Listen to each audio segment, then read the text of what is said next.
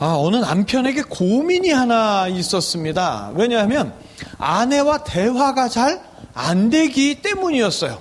남편은 아내의 청각에 문제가 있구나 의심하고는 하루는 아내를 시험해 보기로 했습니다. 그래서 아내를 방 구석에 돌아 앉게 하고서는 저 멀리 문 앞에서 여보 내 말 들려? 하고 말했습니다. 그러나 대답이 없었어요. 조금 더 가까이 가서 말했는데도, 조금 더 바짝 다가가서 말했는데도 여전히 대답이 없었습니다. 마지막으로 그는 아내의 등 뒤에 바싹 붙어서 여보 이제 내 말 들려? 하고 크게 말했답니다. 그러자 아내가 귀찮은 목소리로 대답하기를 네! 벌써 4번째 대답이에요. 자, 알고 보면 실제로 누가 청각에 문제가 있던 겁니까? 자, 사람들은요 전부 자기 자신에게는 문제가 없다고 그래요. 그러나 세상 모든 문제는 예수님에게 있는 게 아니라 바로 나에게 있는 거예요. 그러나 예수님은 문제로 가득한 우리에게 오늘도 찾아오셔서 그 크신 사랑으로 다 해결해 주시고 구원으로 인도해 주십니다. 이 시간 제가 영의 귀가 막혔습니다. 제가 영의 눈이 멀었습니다. 제가 영적 중풍병자입니다. 제가 죄인입니다. 하고 예수님 앞에 나오면 예수님께서는 환히 웃으시면서 우리를 사랑의 품에 안아주십니다.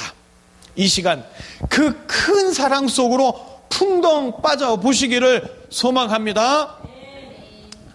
자, 조금 오래된 2010년 드라마로도 제작되었던 박봉성 작가의 유명한 만화 시리즈가 있습니다.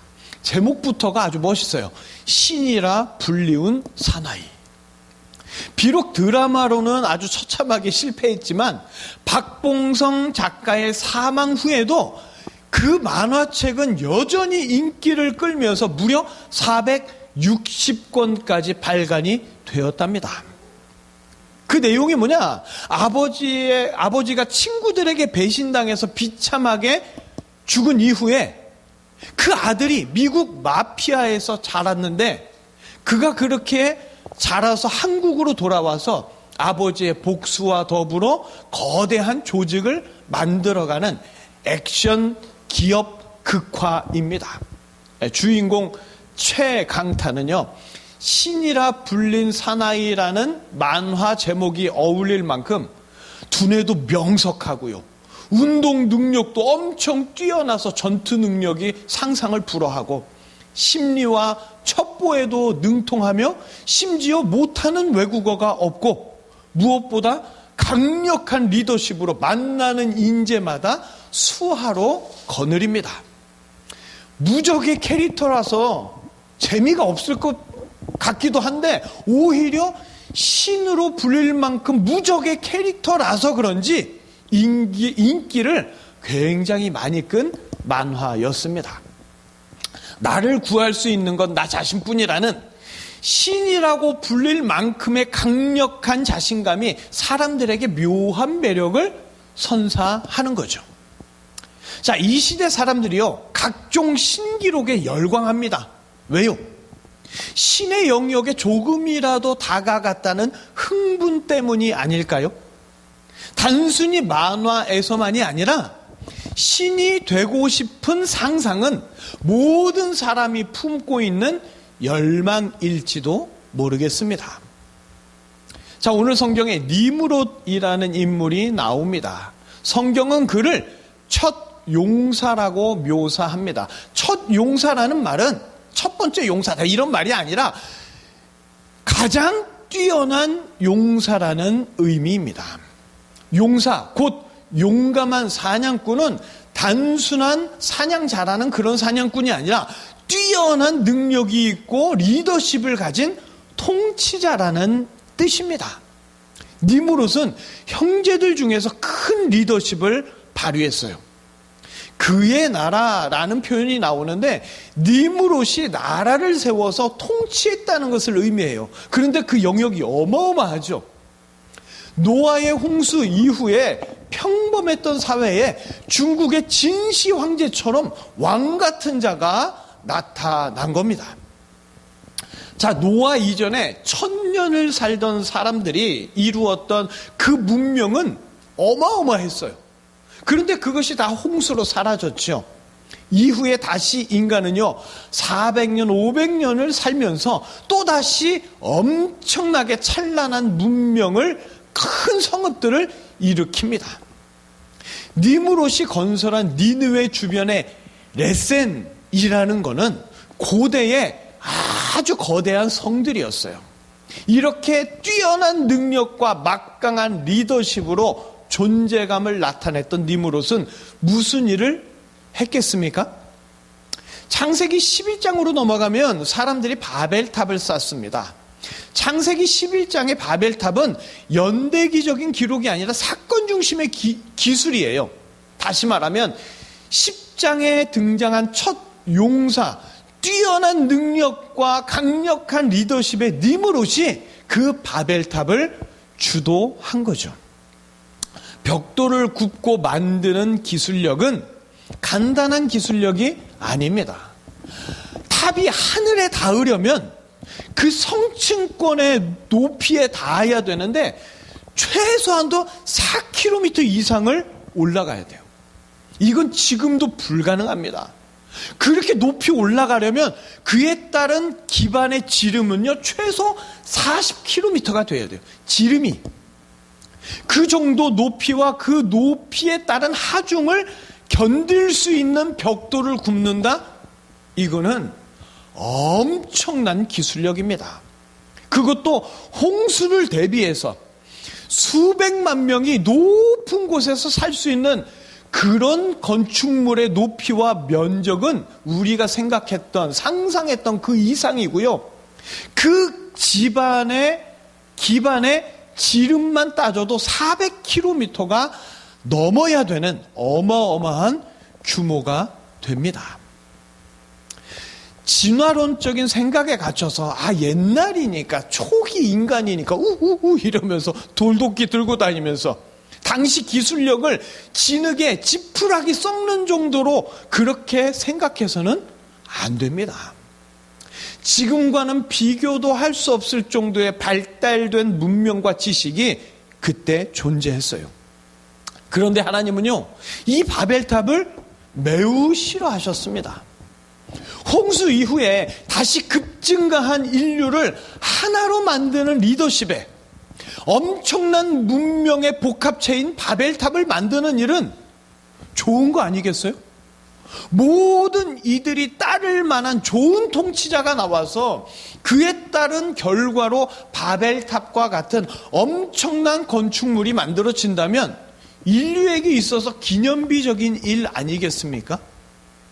특히나 홍수 이후에 트라우마를 가진 인류에게 홍수를 면하자는 바벨탑은 든든한 피날처가 될 수 있잖아요. 그런데 하나님은 그 바벨탑을 무너뜨리고 인류를 흩어버리십니다. 하나님 왜 그러셨을까요? 혹시 급속도로 발전하는 인류의 문명을 두려워하셨을까요? 다시 홍수가 온다고 할지라도 무기력하게 쓸려가지 않고 어떻게든 스스로 이겨내려고 애쓰며 노력하는 사람들을 오히려 기특하게 봐주셔야 되는 거 아닙니까? 왜 하나님은 바벨탑을 무너뜨리시고 사람들을 흩어버리셨을까? 태초에 하나님은 인간을 창조하셨어요. 인간은 진흙 한 줌에 불과한 피조물이었지만 하나님은 인간을 너무나 사랑하셔서 하나님의 형상, 하나님의 영을 인간에게 부어주셨고 인간은 하나님의 아들, 신의 아들로 여겨졌습니다. 그러나 인간은요, 그 크고 놀라운 하나님의 사랑을 알기보다 죽음을 면하고 하나님처럼 되고 싶은 마음에 하나님이 그만 선악과를 먹고 죄의 길로, 타락의 길로 빠져들고 말았습니다. 자, 이제 타락한 인간은요, 하나님의 사랑을 완전히 망각하고 삽니다. 자신이 누구를 닮았는지 까맣게 잊어버리고 원숭이와 아메바에서 자기 기원을 찾으면서도 한편으로는 죽음의 심판을 면할 수 있는 전능한 신처럼 되기를 바라며 살아가고 있지요. 그러나 죽음의 심판 앞에 결국 모든 인간이 무릎을 꿇고 맙니다. 죽음의 심판을 면하고 싶어서 신이 되기를 바랐지만 오히려 하나님께 죄만 짓고 심판받아야만 하는 존재가 바로 인간입니다. 자, 죽음의 심판을 면할 수만 있다면 얼마나 좋을까요?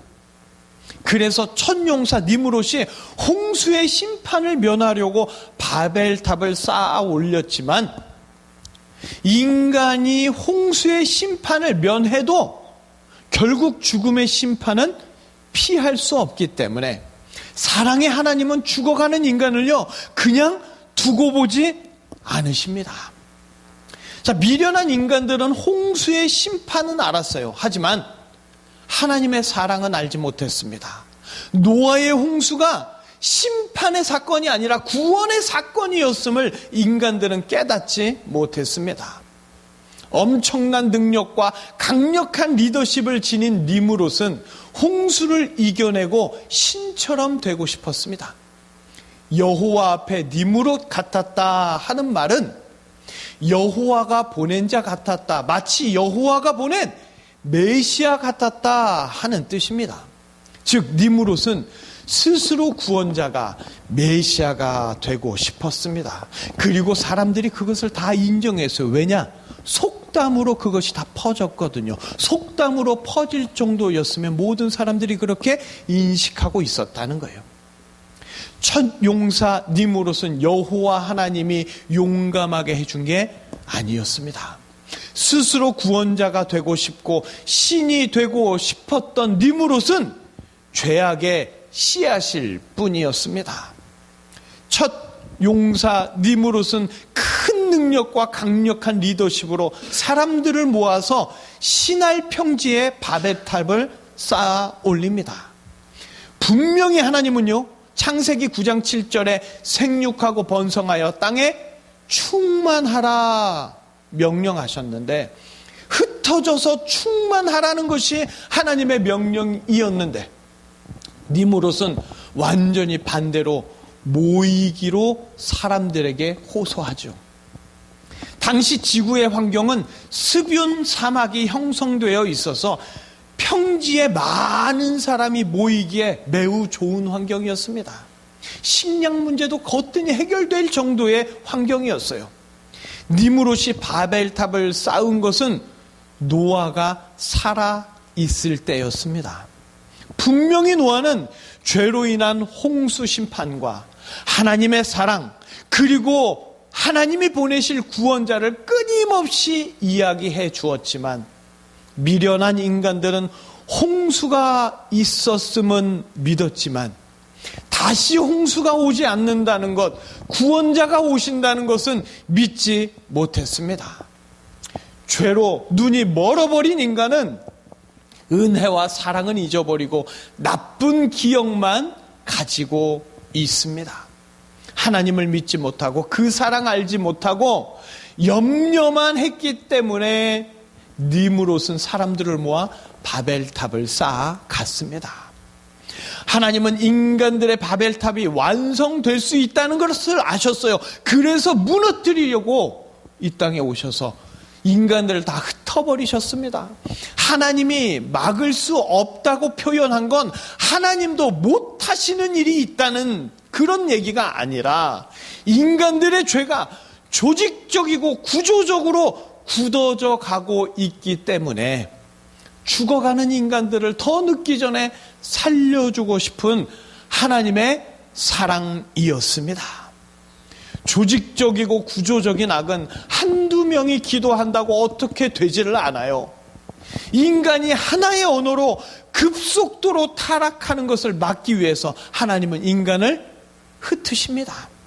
하나님께서 흩으시며 각각의 경계를 정하셔서 따로따로 살게 하시죠. 죄악의 시대에는 흩어지는 게 오히려 안전합니다.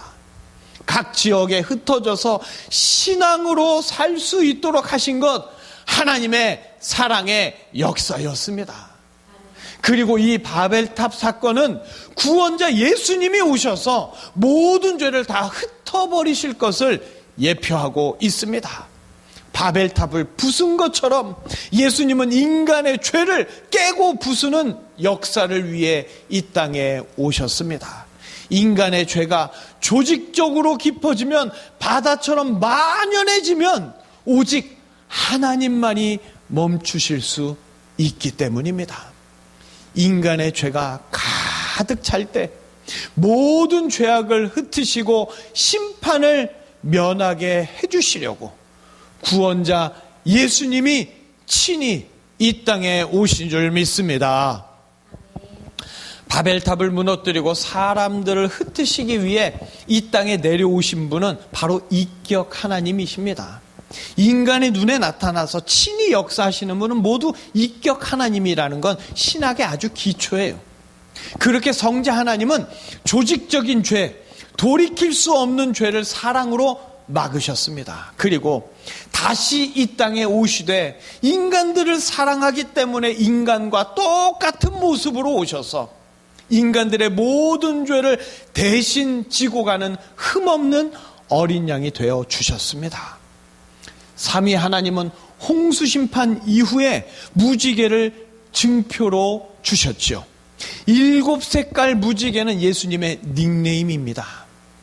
무지개가 홍수 심판을 막는 것이 아니라 예수님이 막고 계시는 거죠.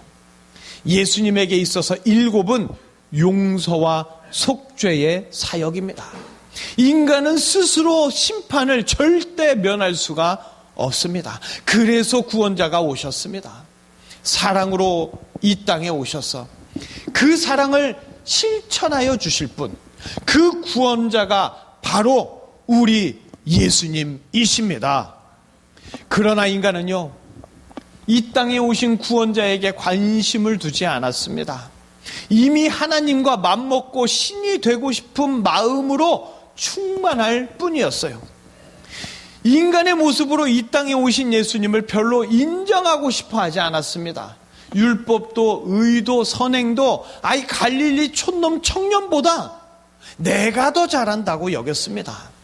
예수님이 기적을 행하실 때면 정말 메시아 아닐까 하는 마음도 있었겠지만, 그러나 메시아를, 이 땅에 오신 하나님을 마음껏 심판하고 죽일 수 있는 그 짜릿한 맛을 즐기면서 메시아라 하는 자를 죽이면 내가 혹시 메시아가 되지 않을까, 패역한 생각으로 인간들은 가득했습니다.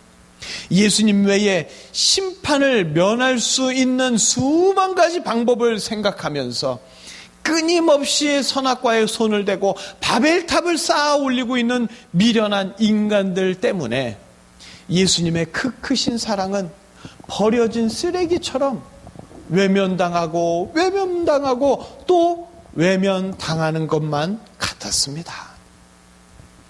죄로 가득한 인간은요, 하나님이 하신 말씀에 꼭 반대로 살아갑니다. 하나님은 흩어져서 땅에 충만하라고 하실 때 인간은 창세기 11장처럼 흩어지지 말자고 모여서 살자고 합니다. 바벨탑은요, 마귀로 충만한 사건입니다. 하나님이 기준이 아니라 자기가 기준이 되어서 홍수는 믿는데 홍수가 다시 오지는 않는다는 것을 그렇게 약속해 주신 하나님은 믿지 않습니다. 누구는 구원받고 누구는 구원받지 못하는 그 심판을 면하자. 좋은 의도 같죠. 멋있는 말 같죠. 모든 사람이 구원받자 하는 말. 전혀 그렇지 않습니다. 오직 예수님을 믿는 자는 구원받고 예수님을 거부하면 심판받습니다. 바벨탑은 구원자 없이 심판을 면하자는, 자기 이름을 높여서 하나님처럼 되려는 인간의 추악한 죄악을 적나라하게 보여줍니다.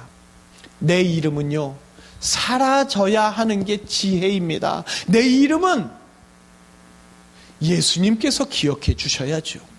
그러나 이렇게 죄가 만연할 때 예수님은 모든 죄악을 흩으시고 죄인들을 구원하시기 위해 쉴 틈 없이 역사해 주셨습니다. 창세기 11장에서 언어가 나눠지고 사람들이 흩어졌다면 사도행전 2장에서는 반대의 사건이 나타납니다. 사도행전 2장 1절부터 4절 말씀 우리 함께 읽어 보시겠습니다. 오순절 날이 이미 이름에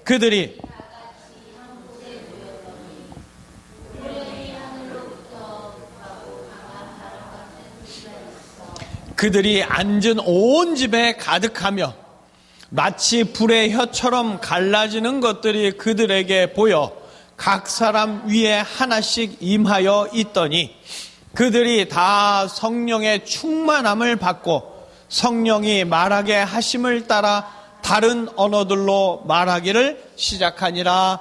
아멘. 자기 이름을 높였던 자들이 예수님의 이름을 높일 때 갈라졌던 언어가 오순절 다락방에서 통일되었습니다. 인간 중심의 모임에서 성령 중심의 공동체가 되었습니다. 스스로 심판을 면하려던 자들이 예수님의 공로로 심판을 면하고 구원받는 역사가 일어나게 되었습니다. 신이 되려는 자들과 구원자를 믿고 사랑하는 자의 차이입니다. 예수님은 바벨탑을 무너뜨리시고 예표하신 대로 2000년 전에 유다 땅에 오셔서 심판을 면할 수 없는 이 땅의 죄인들을 위하여 죄를 흩어주시고 사랑으로 구원해 주십니다. 이것이 바로 예수님이 이루셨고 지금도 이루어지고 있는 구원의 역사, 사랑의 역사인 줄 믿습니다. 잘못되는 것을 막아주는 게 진짜 사랑입니다. 인간의 바벨탑은 성공할 수 있었어요. 그러나 스스로 심판을 면할 수 있다고 생각하는 인간들은 주님의 사랑에서 완전히 끊어져서 당장 물의 심판은 면해도 영원한 사망의 심판은 절대 피할 수 없었습니다. 그러나 주님이 그 바벨탑을 무너뜨리고 사람들을 흩으셨어요. 인간의 바벨탑이 아니라 진짜로 심판을 면할 수 있는 예수님의 사랑을 쌓아 주셨습니다. 잘못된 것을 무너뜨리고 유일한 길로 인도하는 것, 이것이 바로 사랑이죠. 예수님의 사랑으로 인간의 잘못된 바벨탑은 완전히 무너지고 심판의 원인이 되는 죄를 흩어주셨기 때문에 누구든지 예수님만 믿으면 사망의 심판까지도 영원히 면하여 천국에 갑니다. 신이 되고 싶어하며 스스로 심판을 면하겠다면서 오히려 심판을 받을 수밖에 없던 자들에게 구원자 예수님을 만나고 믿게 하셔서 영원토록 심판을 면하게 해주시는 것, 이것이 바로 예수님의 사랑인 줄 믿습니다. 하나님처럼 되고 싶어서, 신이 되고 싶어서 선악과의 죄악으로 하나님과 영원히 멀어진 인간은 하나님의 사랑 없이 험난한 인생을 살아가죠. 그러다 보니까 더욱더 스스로 심판을 면해 보겠다고 처절하게 발버둥 치고요. 그러면 그럴수록 하나님 아버지로부터 더 멀어져만 갑니다.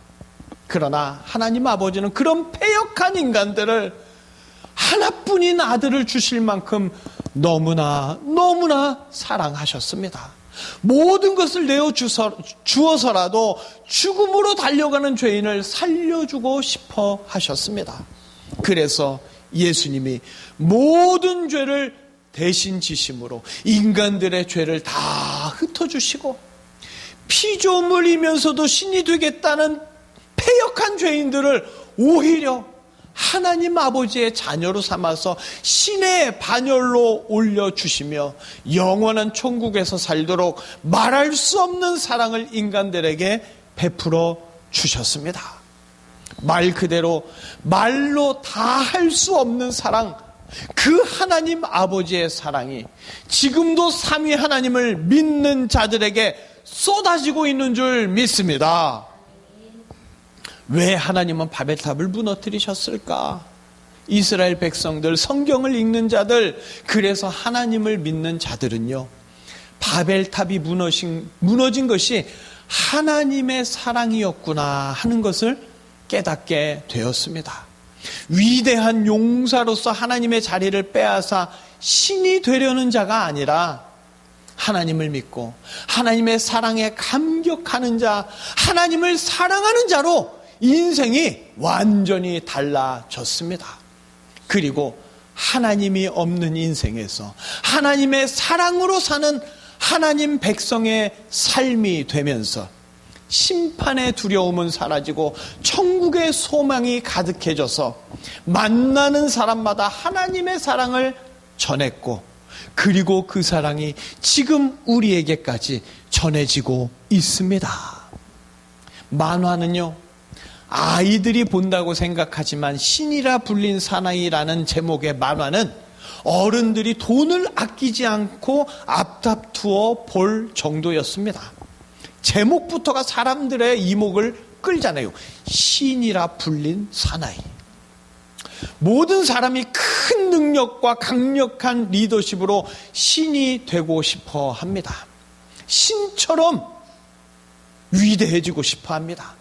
아이들이 좋아하는 그리스 로마 신화도 신이 되고 싶은 히라빈들의 염원이 고스란히 담긴 이야기이죠.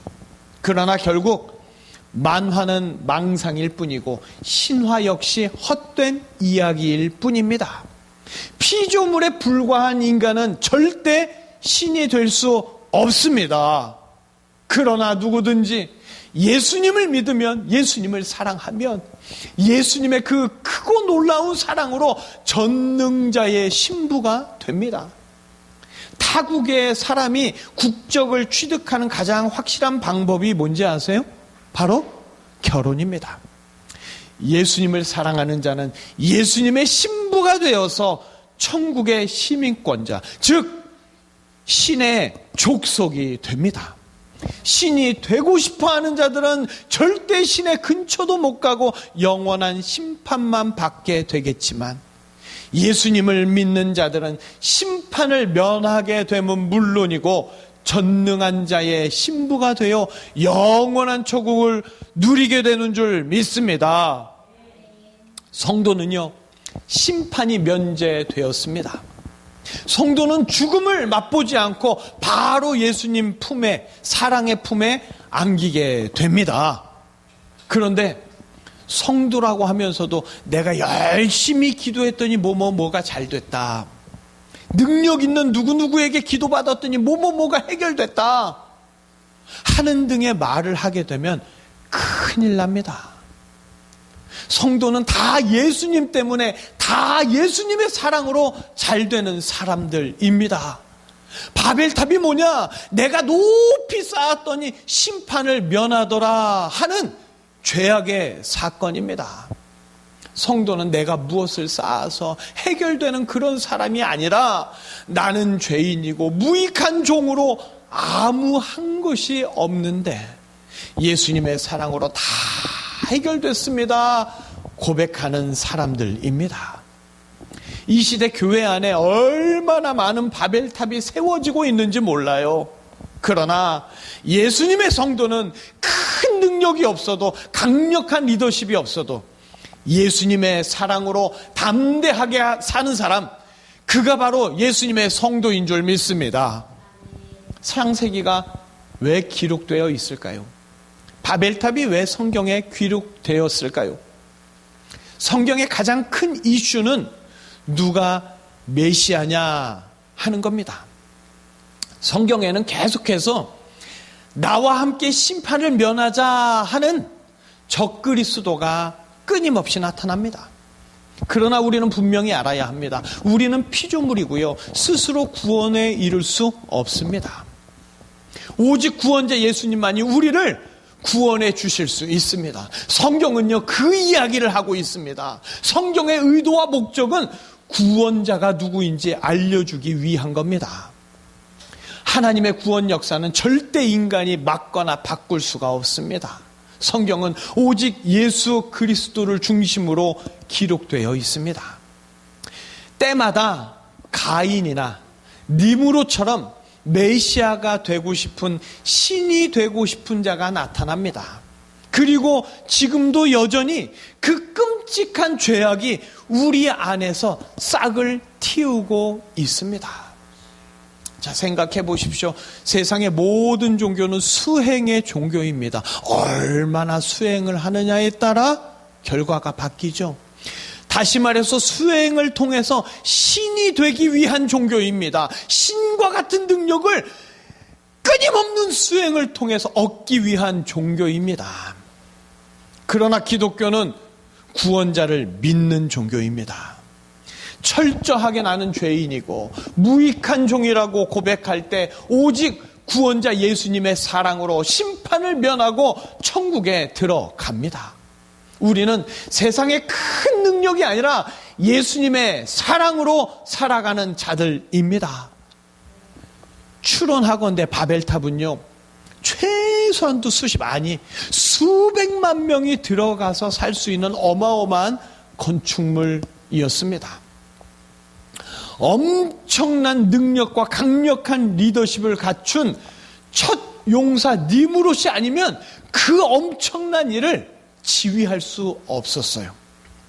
그렇게 대단했던 첫 용사 니므롯이 한 일은 무엇이었냐? 하나님을 믿지 않는 일, 하나님을 대적하는 일이었습니다. 하나님 없이 심판을 면하자는 일이었습니다. 홍수를 피하겠다, 내가 해결하겠다, 내가 메시아, 내가 신이 되겠다는 패역한 죄악을 하나의 언어로, 발달된 문명으로 저질렀습니다. 구조적인 죄악은 하나의 경건한 자를 파묻어 버립니다.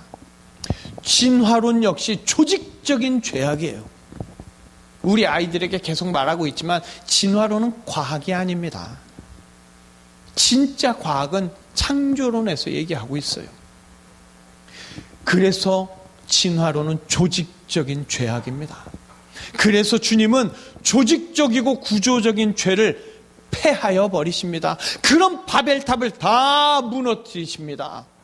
유대교를 시작하신 하나님이 유대교를 폐하셨지요. 천주교를 폐하시고 종교개혁을 일으키신 주님이 기독교가 타락하여 바벨탑을 쌓고 있으면 가만히 두시겠습니까? 무서운 하나님이 아니라 사랑의 하나님이기 때문에 이렇게 역사하십니다. 죽도록 내버려 두지 않고 살려주고 싶어서. 중요한 건 기준을 어디에 두느냐입니다. 나의 기준이냐, 예수님의 기준이냐, 내가 심판을 면하여 내가 메시아처럼 될 것이냐, 오실 메시아를 내가 믿을 것이냐. 지금도 인간들은요, 사회, 문화, 정치, 경제 각 계에서 바벨탑을 쌓아 올립니다. 그러나 예수님께서 그것들을 무너뜨리고 흩으시면서 사랑하는 자들을 지키고 계십니다. 창세기에서 요한계시록까지 성경의 고민은 하나입니다. 바로 적 그리스도. 그런데도 우리는 세상의 큰 용사의 꿈을 두고 있지 않습니까? 세례 요한의 영성은 다른 게 아니에요. 네가 그리스도냐 하는 물음에 나는 아니라 하고 답한 것에 그의 영성이 있습니다. 우리는 신이 되는 종교, 신이 되려는 자들이 아니라 구원자 예수님을 믿는 종교, 예수님을 사랑하는 자들입니다. 그 놀라운 예수님의 사랑으로 우리는 심판을 면하고 예수님의 신부가 되어 영원한 천국을 누리게 됨을 믿으시길 바랍니다. 모든 사람이 뛰어난 능력, 강력한 리더십을 갖고 싶어 합니다. 그래서 대리만족으로 신이라 불린 사나이가 인기를 그렇게 끌었는지 모르겠어요. 그런데 정작 능력도 리더십도 없는 이 현실이 너무나도 한탄스러운 거지요. 많은 이들이 스스로 답답하고 한심해서 신세 한탄을 하며 살고 있습니다. 내 인생은 왜 이러나, 내 인생은 왜 이러나. 그러나 예수님을 믿고 예수님을 사랑하는 우리는 신세한탄하면 안 됩니다. 예수님을 믿는 것이 우리의 가장 큰 능력이요, 예수님을 믿는 것이 우리의 가장 큰 리더십이 되기 때문입니다. 예수님은 우리 인생에 필요한 만큼 능력을 주시고 리더십을 주십니다. 남을 찍어 누르는 게 아니라 예수님의 사랑을 전할 수 있도록 우리에게 얼마든지 능력과 리더십을 주십니다.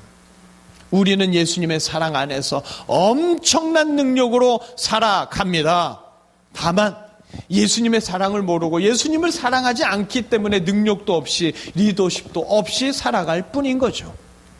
이제 우리는 내가 능력이 없다고, 세상에서 무시당한다고, 내가 늙어간다고, 내가 병들었다고, 나는 아무것도 아니라고 자기 학대하거나 신세한탄해서는 안 됩니다.